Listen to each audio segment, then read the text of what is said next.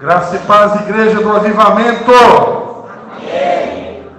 Pastor Alice falou que é só a igreja. Eu já estou acrescentando do avivamento.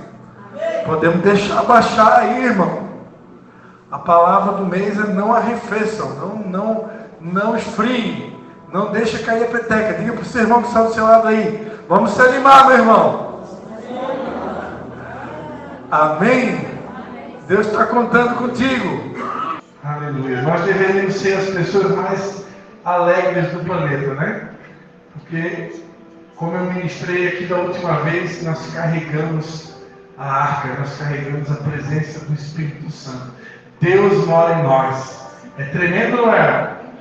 Aleluia. Amados, é uma honra poder estar aqui mais uma vez, né? Todo mundo aqui me conhece, não estou vendo ninguém novo aqui. Acho que todo mundo já da casa. Aquele moço lá não conheço tanto, eu já vi ele algumas vezes aqui, não é a primeira vez não. Mas amém, todo mundo me conhece, então eu não preciso me apresentar. Quero agradecer a minha mãe, né, pastora Mena, por mais uma vez nos dar essa honra, né, de poder estar aqui com vocês, poder estar compartilhando a palavra de Deus. Amém? Amados, rapidamente então quero convidar você a abrir a sua Bíblia em Efésios, capítulo número 2. Efésios, capítulo de número 2.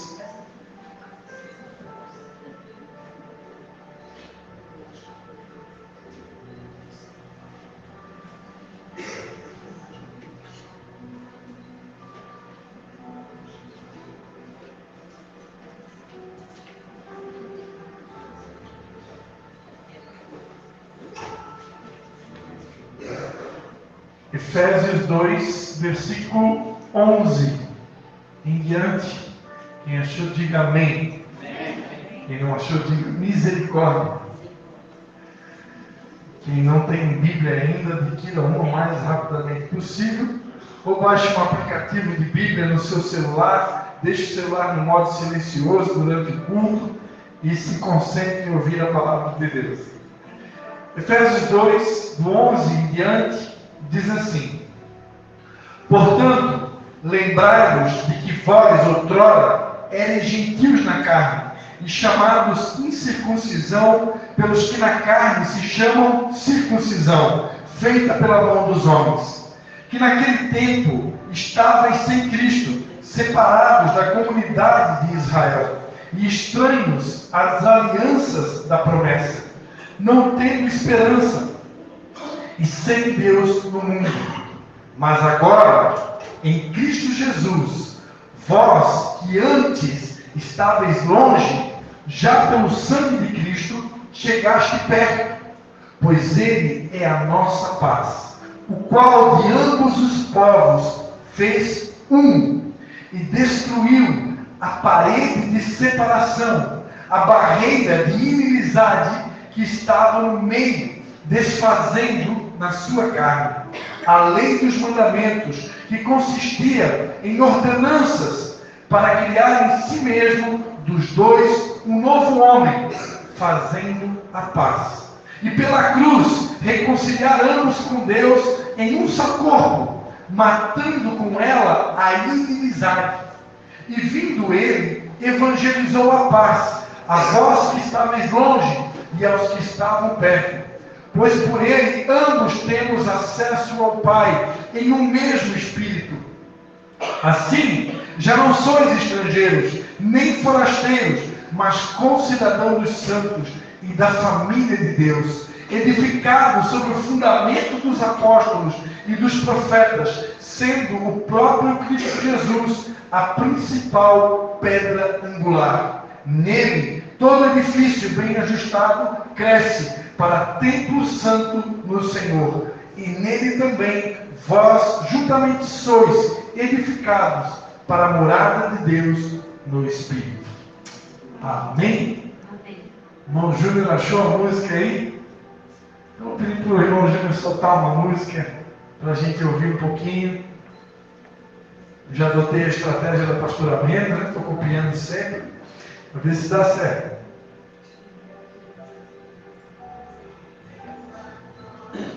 Pode aumentar o som aí. Pode aumentar o som aí.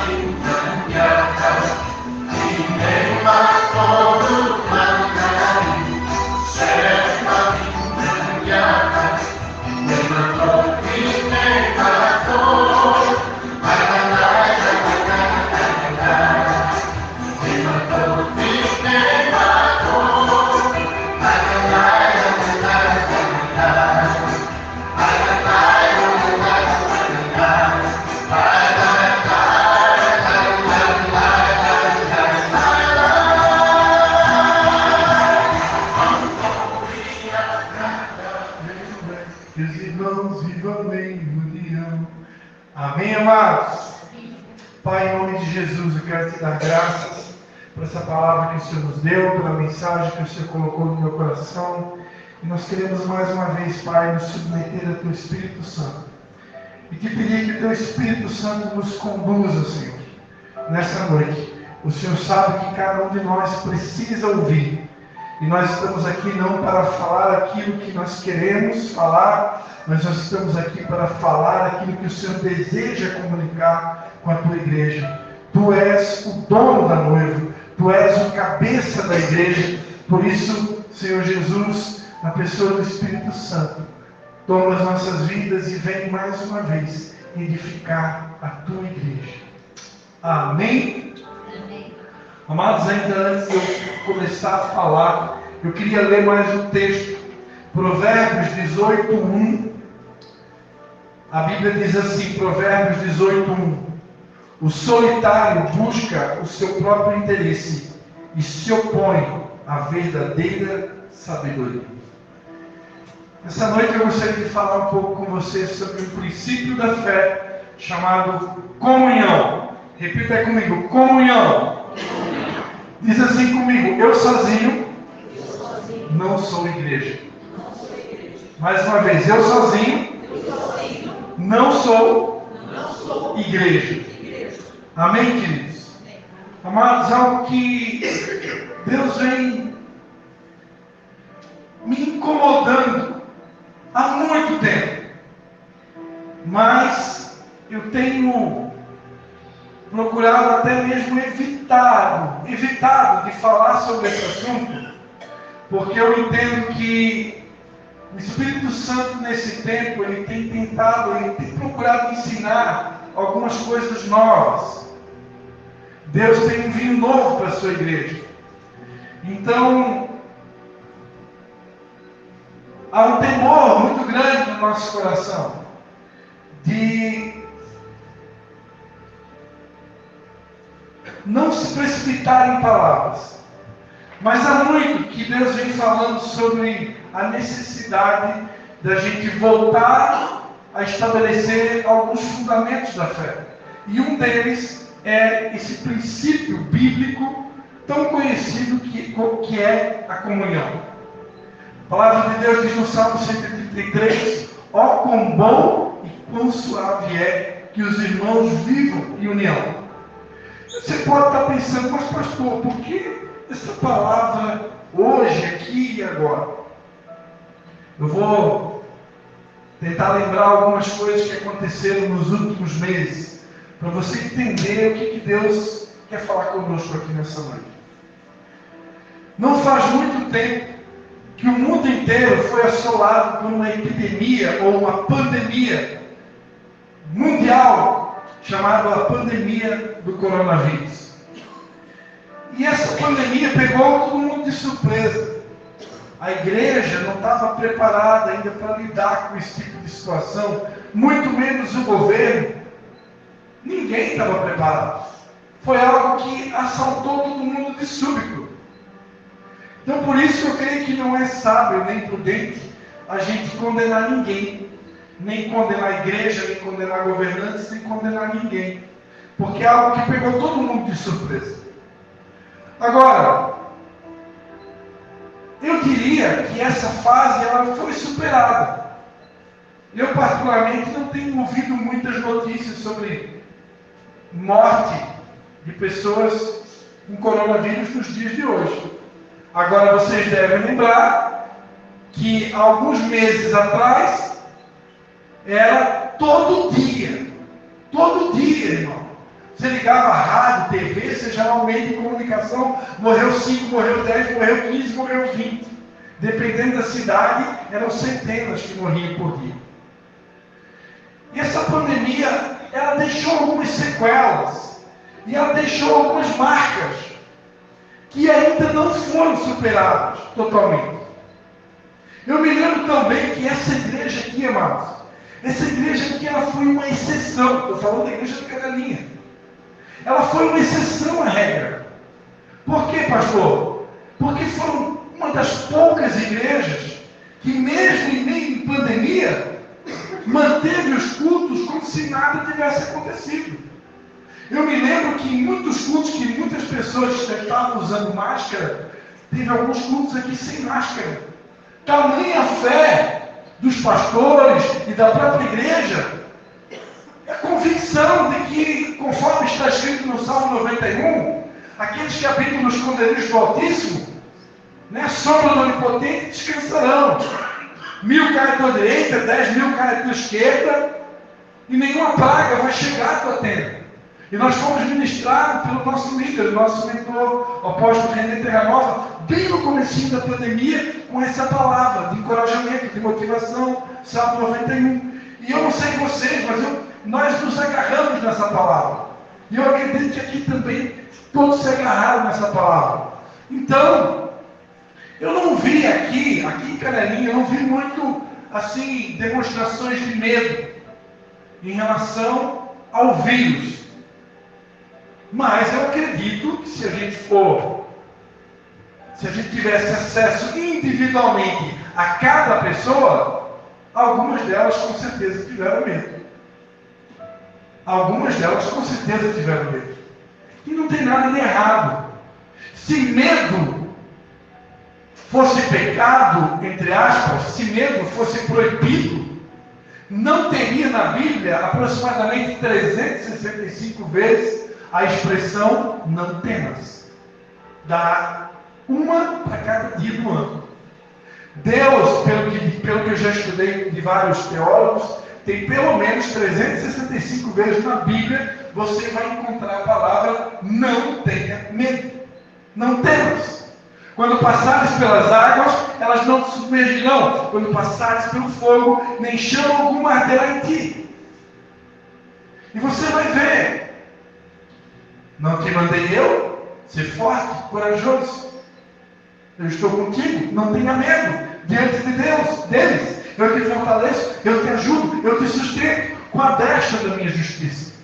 Então Deus é um Deus encorajador. Deus é um Deus que se preocupou, que se preocupa o tempo todo em nos fortalecer, em trazer coragem, em trazer ânimo, para que a gente não tenha medo. E se Deus faz isso com tanta frequência, é porque Ele sabe que é uma característica do ser humano de ter medo. E o medo, amados, é um dispositivo de segurança. O próprio Deus colocou isso em nós. Imagina, se você não tivesse medo de nada, aí você colocaria a mão no fogo, não tem problema, é só fogo. Não, mas aí Deus colocou dentro de você um sentimento de medo. Você sabe que se botar a mão no fogo vai queimar. Então você não põe. Então, imagina se você não tivesse medo, por exemplo, de pular de um prédio de 10 andares ou de 20 andares. Então você simplesmente pularia. E você então morreria. Porque você sabe que se você pular de um prédio de 10 ou 20 andares, você vai morrer. Sim ou não? Então Deus colocou esse sentimento em nós. Não tem nada de errado com isso. Amém? Há alguns teólogos que dizem, né? Aquela famosa frase de Jó: o que eu mais temia me sobreveio. Então muitos teólogos defendem a tese que Jó ficou pobre porque ele tinha medo de ficar pobre. Ele tinha medo de perder tudo que ele tinha. E porque ele tinha medo de perder tudo que ele tinha, ele acabou perdendo. Agora, eu não quero entrar aqui no mérito da questão. Não quero julgar Jó e não quero julgar ninguém. Eu só quero lembrar a vocês que no amor de Jesus, todo medo é expulso. O verdadeiro amor lança fora todo medo. Quando eu estou com Jesus, quando eu ando com Jesus, todo medo é dissipado. Amém? Então essa igreja aqui, eu não tenho demonstrações de medo. Agora, como eu falava para vocês, a pandemia deixou algumas sequelas. E eu fui perceber isso de uma maneira mais visível na semana passada. Eu saí no domingo passado com a minha família, para a gente ter um domingo em família. A gente foi passear, fomos no shopping e passamos uma tarde juntos. E encontrei um casal de amigos num determinado shopping. Meu filho foi brincar no parquinho e a gente começou a conversar e tal. E aí, para minha surpresa, quando chegou aí a hora de ir embora, eu tenho a mania de apertar a mão das pessoas. E aí eu fui apertar a mão do casal para me despedir. E aí eu percebi que eles não queriam dar a mão. E aí que caiu a ficha. Que ainda tem pessoas com medo do coronavírus. Com medo de dar a mão, achando que vai transmitir o vírus. Na hora eu fiquei surpreso, eu fiquei em choque. E depois conversando com a minha esposa disse, poxa, mas tu não sabe? E tem pessoas que têm medo ainda do coronavírus, têm medo de ser contagiado.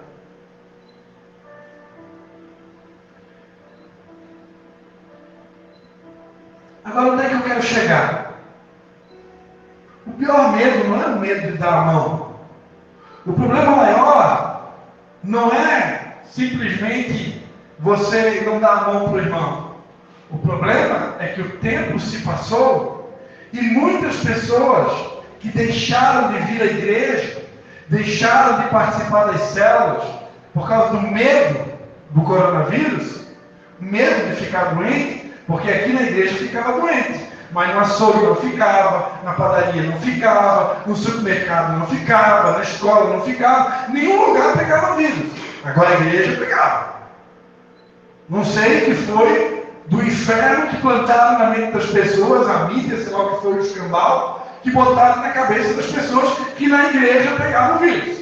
E aí tem muito crente que pegou esse argumento e aí ele se apossou da bênção, né, ou da maldição, e simplesmente tirou férias da célula, tirou férias do culto, e alguns deles nem apareceram mais.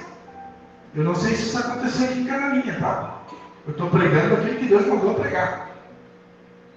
E eu estou vendo que tem muitas cadeiras vazias aqui, diga-se de passagem, né? Então Deus me trouxe aqui nessa noite para lembrar aqueles que estão, porque aí é papel daqueles que estão ensinar aqueles que não vieram, que comunhão, participar de culto, participar de célula, estar junto, é fundamento da fé. É princípio bíblico. A Bíblia diz em Provérbios 18:1 que aquele que se isola insurge-se contra a verdadeira sabedoria. Nós não fomos criados por Deus para andar sozinhos. Nós não fomos criados por Deus para andar isolados. Deus criou a gente para viver em comunidade. Mas por que tem gente que não quer, tem dificuldade de ser frequente no culto, tem dificuldade de ser frequente nos pequenos grupos?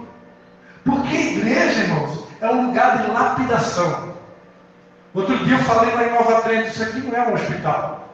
Como muitas pessoas diziam no passado, a igreja é um hospital. Não, irmão, a igreja não é um hospital.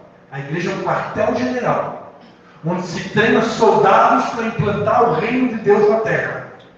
Porque o reino de Deus é tomado sem esforço. E desde os dias de João Batista, aqueles que se esforçam se apoderam dele. Então isso aqui não é um hospital. Hospital, no exército, é aquela ala, né, quando o camarada fica doente, aí tem a enfermaria. Então, dentro da igreja tem a ala da enfermaria também. Então aqui tem pessoas preparadas, se você tiver muito dodói, então você é levado para um cantinho à parte, e a gente vai cuidar do seu dodói, vai cuidar da sua ferida. Agora, isso aqui não é um hospital, isso aqui é um quartel-general, onde o nosso general é Cristo. E Ele nos traz para esse lugar para ser treinado, para ser lapidado. É o ferro que afia ferro, o homem que afia o homem. Deus está interessado em nos lapidar. Na linguagem do canelinhense, como é que chama que mora em Canelinha? Canelinhense? Na linguagem... Oi? Canelense? Mudou? Canelense? Segunda Marcos 1,13. Não, 1,12. Mas mudou o PG do então, canelense ou canelinhense, vocês estão entendendo o que eu estou falando? Ó, vamos ficar aqui com a mãe da sabedoria, a professora, a mãe do Júnior. Tá? Ó, mais aceita é canelense. Então, na linguagem do canelense, igreja é lugar de ser moldado. Barro, vaso na mão do oleiro. Então, isso aqui é um lugar de ser moldado. É um lugar de ser treinado, de ser preparado para o cumprimento dos propósitos de Deus. Eu já preguei aqui que cada um de nós foi criado por um propósito. Só que, irmãos, esse processo de se lixar, esse processo de se moldar, o ferro que afia o ferro, o homem que afia o homem, o amigo que afia o amigo, o pastor que afia o discípulo que afia o pastor, o pai que afia o filho que afia o pai, isso daí incomoda. Porque tira a gente do conforto. E a gente, nós somos especialistas em conforto. Nós amamos o conforto. A gente não gosta que ninguém corrija a gente. A gente, o eu, né? Lembra do eu? Né, Marcelinho? Lembra do eu? O eu não gosta de ser confrontado. O eu não gosta de sair do conforto. O eu não gosta que ninguém, né, me confronte, me corrija, me discipline. Nós não gostamos, irmão. Se nós fôssemos mais humildes, nós deveríamos amar a correção. Porque o sábio, é só ler Provérbios. O sábio, ele ama ser corrigido. Mas nós, com a nossa alma, ela tem dificuldade. E por isso é mais fácil se isolar. Aí eu vou no culto quando dá vontade. Eu vou na célula quando dá vontade. Mas Deus me trouxe aqui nessa noite para lembrar que esse dar vontade não é da vontade de Deus. Olha só o que diz Mateus 18:18. Mateus 18:18.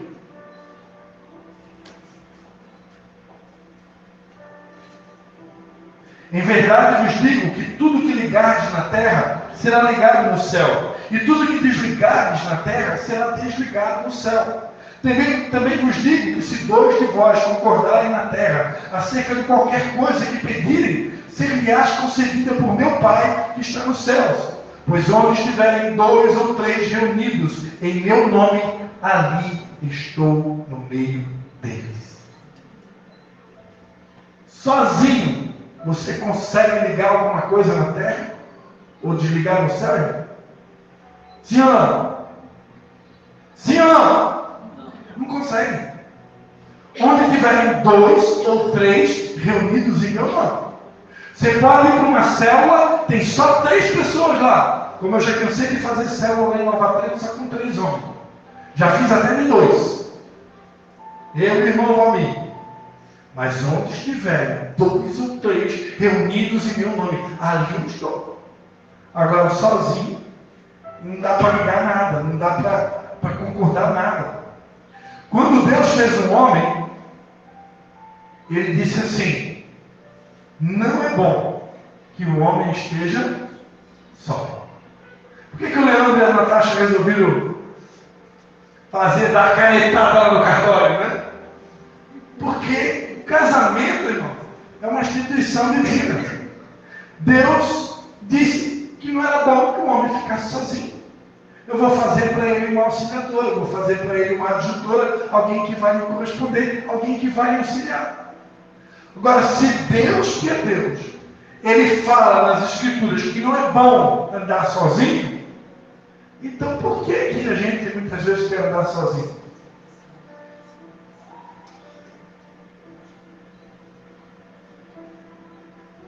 Em Hebreus 10, 25, a palavra de Deus diz: não deixemos de nos congregar, como é costume de alguns. Pelo contrário, façamos admoestações, ainda mais agora que vocês veem que o dia se aproxima.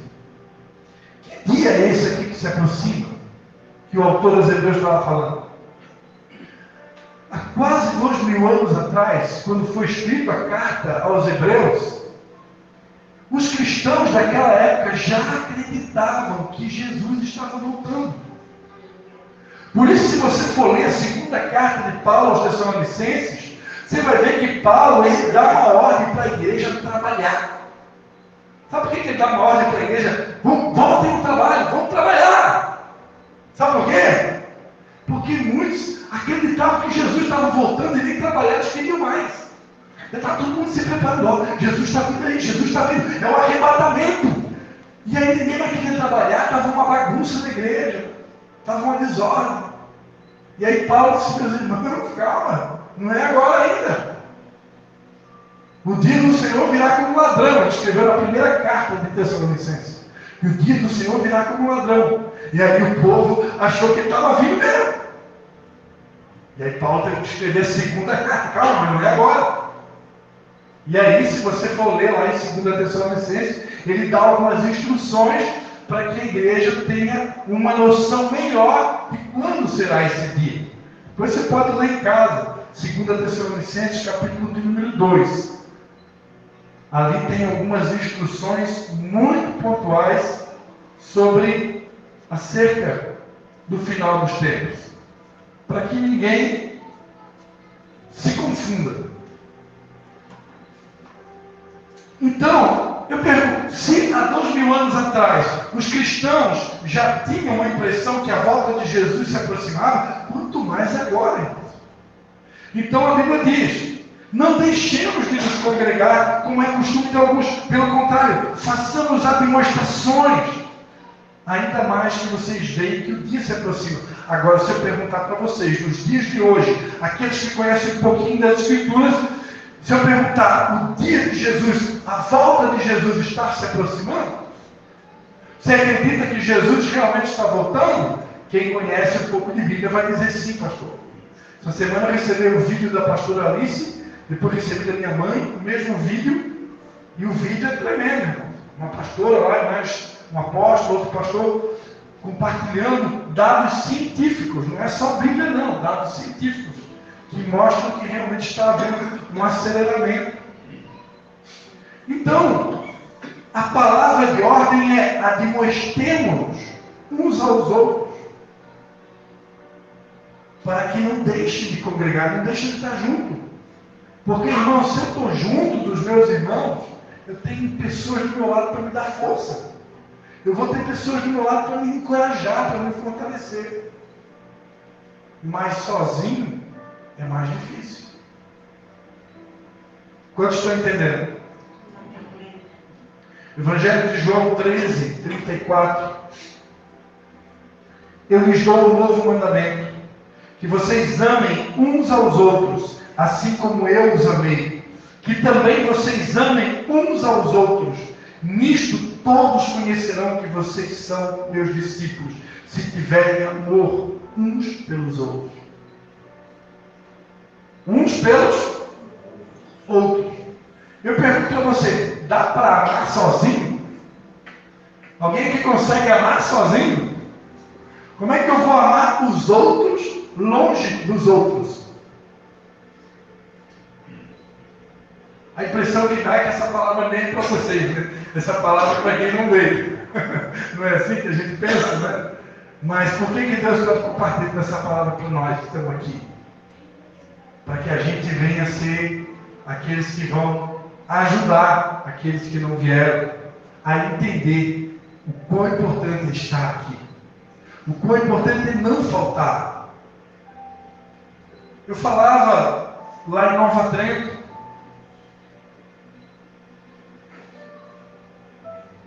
um funcionário, foi aqui que eu falei, eu acho que eu nem lembro mais, eu acho que foi lá, que o funcionário, para faltar, ele precisa pegar um atestado. Ele tem que comprovar que realmente ele está doente, para faltar um trabalho. Senão, irmãos, ele pode até perder o emprego se ele começar a faltar de qualquer maneira, sem justificativo. É engraçado que para as coisas de Deus, parece que é menos importante. Eu falto a célula quando eu quero, eu falto tudo quando eu quero. E eu também não dou satisfação para ninguém, afinal de contas eu sou livre, eu me autogoverno, eu mando em mim mesmo. Nós, amados, somos de uma geração que a gente aprendeu que a gente tem que honrar as autoridades constituídas. As autoridades são constituídas por Deus. Se eu faltasse um culto, quando, na época que eu me converti, eu, no mínimo, tinha que fazer um telefonema para o meu pastor e comunicar o porquê que eu ia faltar. Tinha que dar uma explicação. E olha que teve alguns momentos da minha vida que eu tinha todos os motivos para faltar, mas eu fazia de tudo para faltar um culto. Teve discípulo meu, na época do começo da visão, 2005, 2004, 2006, eu me lembro que terminou um culto, um discípulo meu, um 12 meu, o pastor Maclose, na época ele não era pastor ainda, ele faltou o culto. Terminou o culto, eu fui direto na casa dele. Fui lá saber por que ele não faltou o culto, por que ele faltou o culto.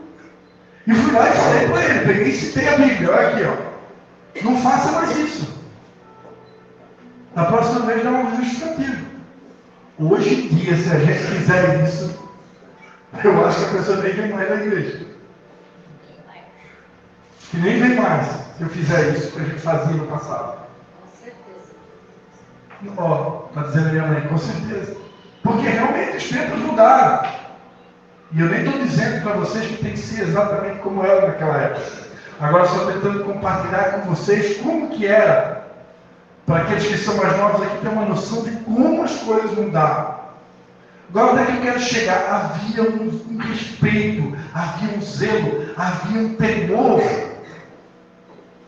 Ir à casa de Deus, para nós, era algo fantástico, era algo precioso, era o principal dia da semana.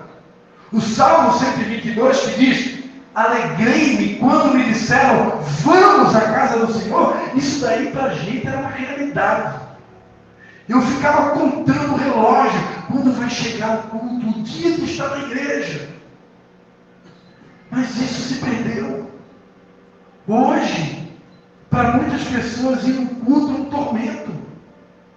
Aquilo que deveria ser uma alegria, alegrei-me quando me disseram, vamos à casa do Senhor. Quando estou entendendo? Deveria ser uma alegria, deveria ser um dia mais esperado. Eu falava lá em Nova Trento, existem igrejas, você sabe, é só ver na televisão, tem igrejas que na segunda-feira é o culto da vitória, na terça é o culto do milagre, na quarta é o culto da libertação, na quinta é o culto do arrebatamento, a sexta é o culto da família, o sábado é o culto de jovens, e o domingo é o culto da unção. E as pessoas vão. Aí nós aqui, amados, a gente tem uma célula na semana, tem um culto no domingo, e as pessoas faltam. Eu não consigo entender. Eu acho que tem alguma coisa errada. Eu acredito que alguma coisa está errada.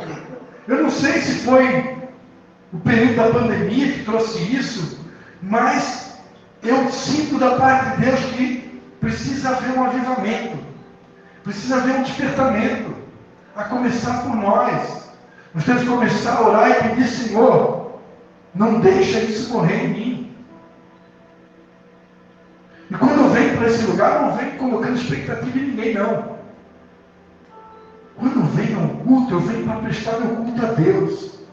Sabe o que está faltando para nós? Expectativa. Não tem mais expectativa na igreja.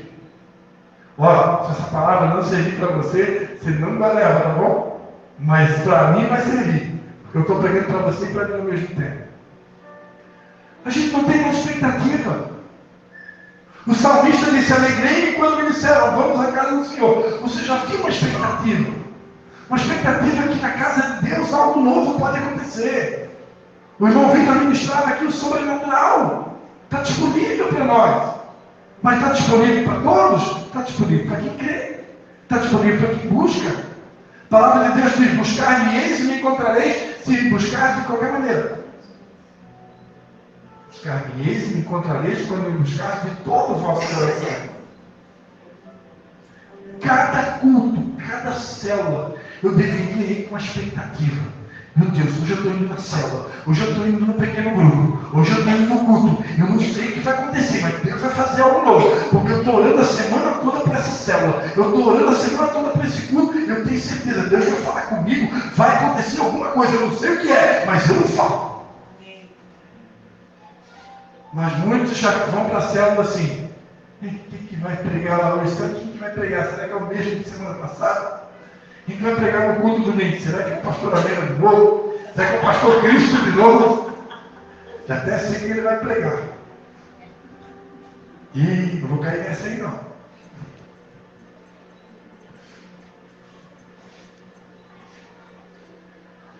Nós fomos criados por Deus para andar em comunidade.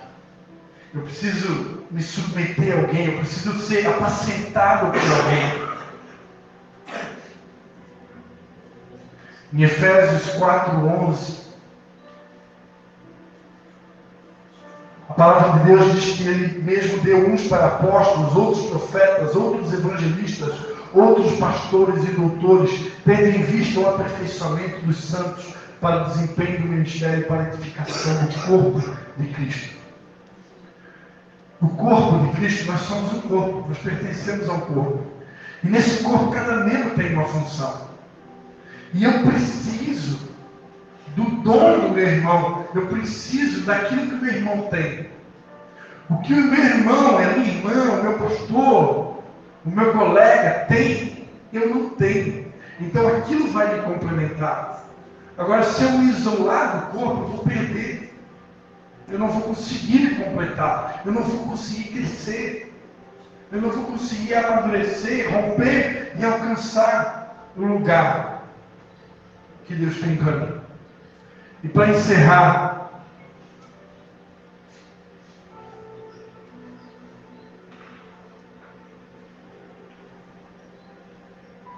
a palavra de Deus vai dizer, se você for ler o Novo Testamento, você vai encontrar expressões como: amem-se uns aos outros, aceitem-se uns aos outros, saúdem uns aos outros, tenham cuidado uns dos outros, sujeitem-se uns aos outros, suportem-se uns aos outros, edifiquem-se uns aos outros, ensinem uns aos outros, encorajem-se uns aos outros, aconselhem-se uns com os outros, falem entre vocês, sirvam uns aos outros, levem os fardos uns aos outros, lavem os pés uns dos outros, sejam hospitaleiros uns para com os outros, sejam bondosos uns para com os outros e orem uns pelos outros. Veja que a Bíblia o tempo todo está mostrando que nós fazemos parte de um corpo, de uma igreja, de uma só família. E nós precisamos uns dos outros. Não dá para ficar sozinho. Amém, amados?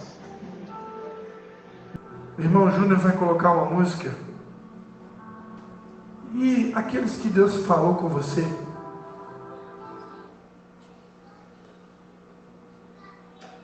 Deus ministrou alguma coisa no teu coração, eu não sei o que é.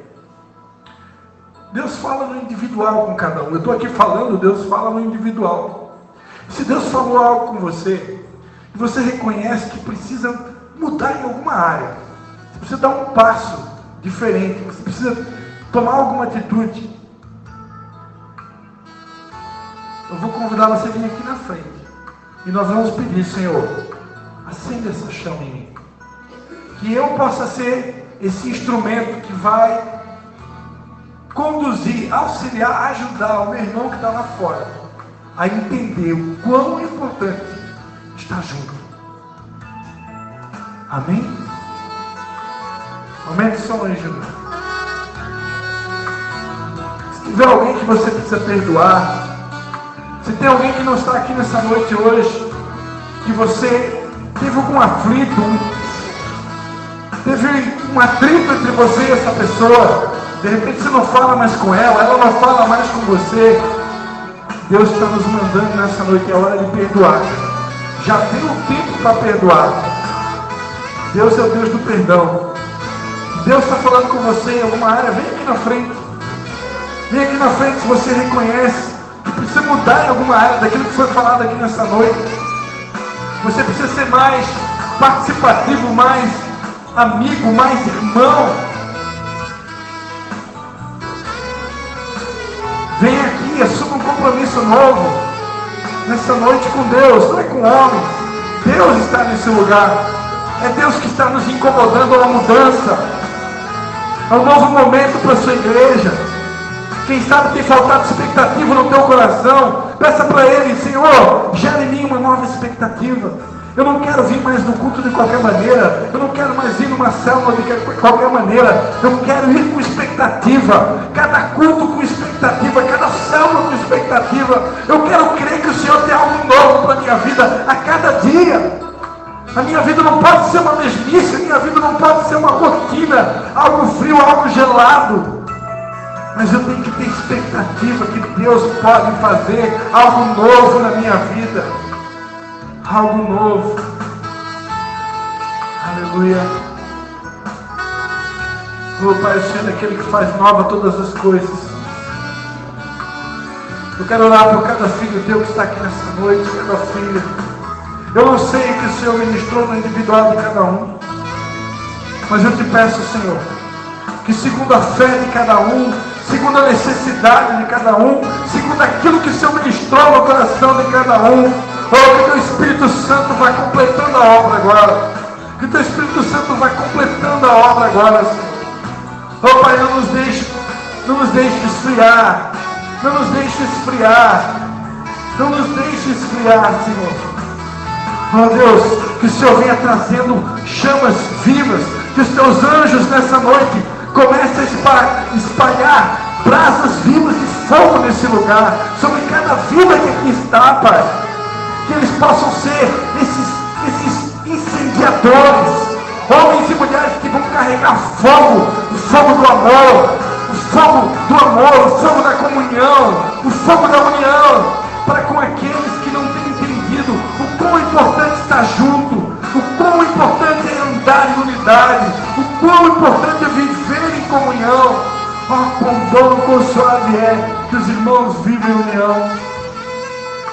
Papai, vem fazer da tua igreja uma única igreja, um só corpo, um só povo, uma só família, sem divisões, sem separações, porque lá na cruz o Senhor Jesus já derrubou toda a parede de inimizade.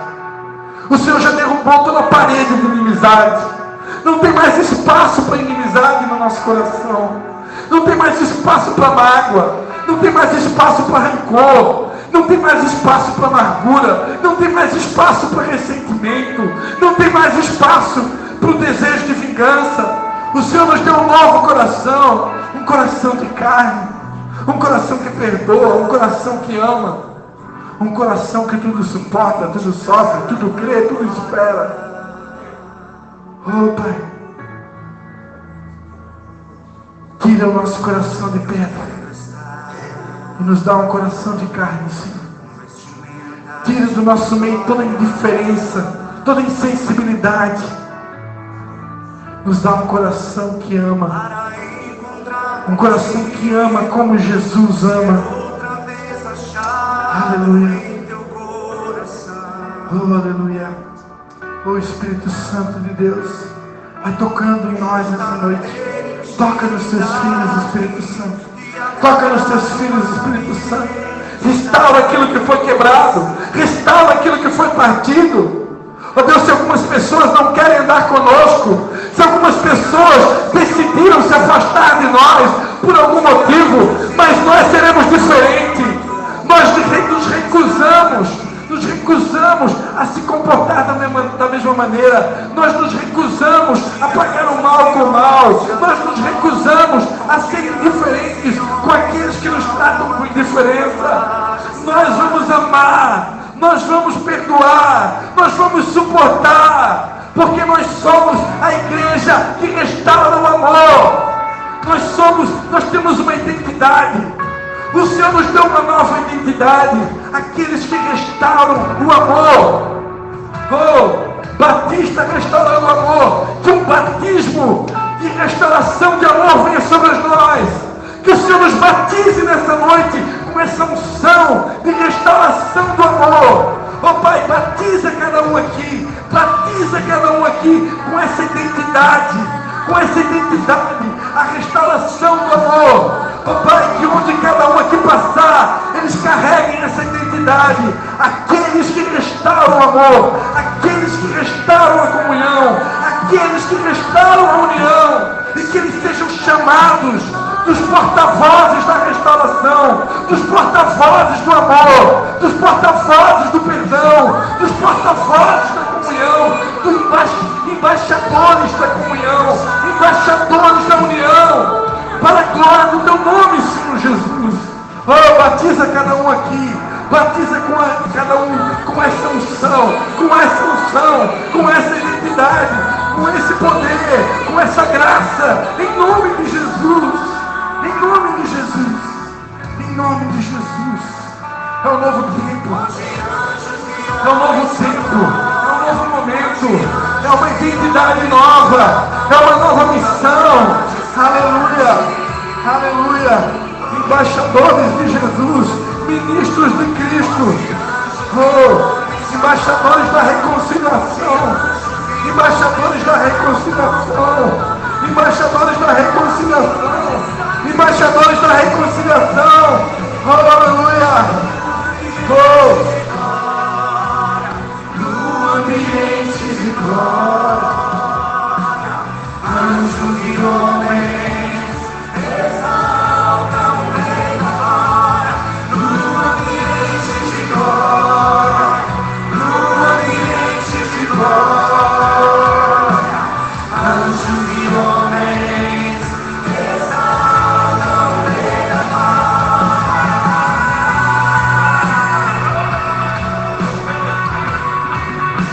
Oh Senhor Jesus, aqui seja a honra, aqui seja a glória, aqui seja o louvor. Completa, Pai, a grande obra que o Senhor começou nas nossas vidas, em nome de Jesus. Oh, aplauda o Senhor Jesus, aplauda o Rei dos Reis, aplauda o Rei dos Reis. A Ele toda a honra, a Ele toda a glória.